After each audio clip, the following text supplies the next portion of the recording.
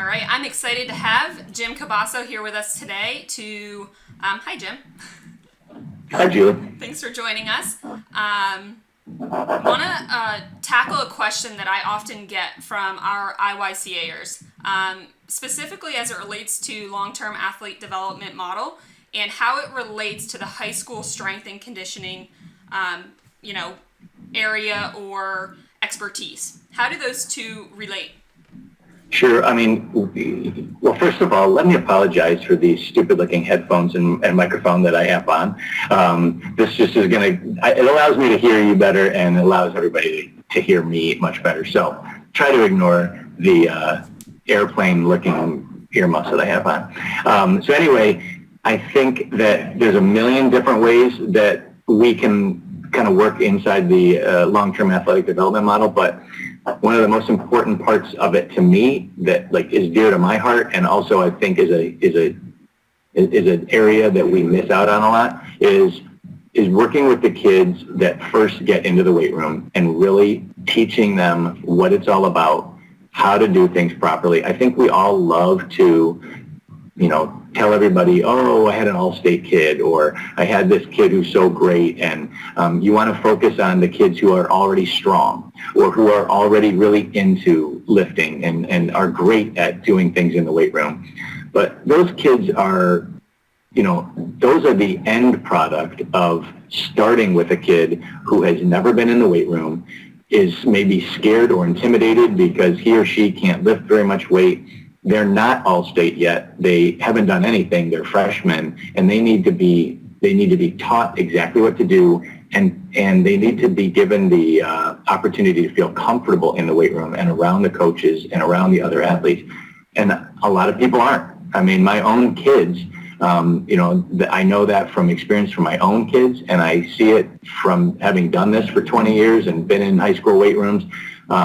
Those kids, if they're not taken through some really good instruction early on, you may not see those kids for a while, and you may never see them. I know that certain sports, they shy away from the weight room. If you're dealing with high school freshman soccer players or volleyball players, you name it, track athletes, they may never be in there because they just don't feel comfortable. And those are the kids that we can make a huge impact on by taking them under our wings, making sure that they feel really good about doing a few exercises, and then teaching them about progression. So they start to slowly get stronger, they start to buy in, and then before you know it, maybe you've taught them only 5 or 6 exercises.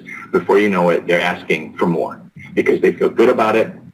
They feel like they've kind of gotten a certain level of not mastery maybe, but of competence with those exercises. They're starting to get a little stronger. Maybe it's a kid who's starting to see a difference in the mirror, or their confidence is going up. And by establishing that level of confidence, you're doing something for the kid that maybe nobody else has. And I think that we miss out on those opportunities to really focus on those young kids coming to the weight room. So to me, if anybody is working in a high school weight room, enjoy your time with the older kids and the kids who are super strong, and love them up just like everybody. But find those kids who don't look comfortable or aren't doing a great job, and help them become better at it. And I could tell you a million stories about it, but one story that comes to mind is a kid who back about 6 years ago entered one of the weight rooms that I'm in all the time at a local high school, and I thought something was wrong with the kid. He was really awkward. He had trouble, even walking smoothly. He was very uncomfortable being in the weight room because he was really out of shape. He was really overweight. He was really weak. He ended up one of the first weeks that he was ever in there, he just let go of a weight and dropped it on his foot, putting it onto a bar. I thought, man, I may never see this kid.